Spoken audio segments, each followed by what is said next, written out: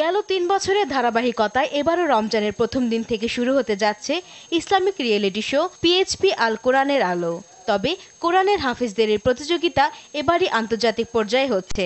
এই প্রতিযোগিতায় বাংলাদেশ ছাড়াও ইরান ও মিশর থেকে বিচারক এবং ভারত, মৌরিতানিয়া, ইরান ও দুবাইয়ের প্রতিযোগীরা অংশ নিচ্ছেন। I feel extremely happy that I am a participant of this competition. এবারের শোতে দর্শকরা ভিন্নতা পাবে বলে আশাবাদী অনুষ্ঠানটির পরিচালক। আমরা একটি স্পেশাল সেগমেন্ট ক্রিয়েট করেছি যেটা এবছর মেয়ে হাফিজরাও এখানে অংশগ্রহণ করছে। এবছরের দর্শকদেরকে আমরা আরো বেশি আনন্দ দিতে পারবো।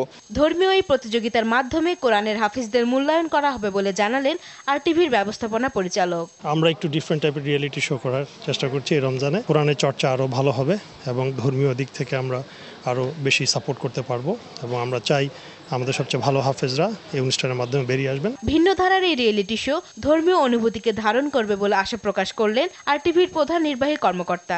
এই পবিত্র রোজার মাসে আমরা ইনশাল্লাহ আমাদের যে ধর্মপ্রাণ মুসলমান ভাইরা আছেন আমাদের দেশের জন্য আমরা অত্যন্ত সুন্দর একটা প্রোগ্রাম দিতে পারবো, আমরা অত্যন্ত আশাবাদী। ২৭শে রমজান এই প্রতিযোগিতার চূড়ান্ত পর্ব অনুষ্ঠিত হবে এবং বিজয়ীদের পুরস্কৃত করা হবে।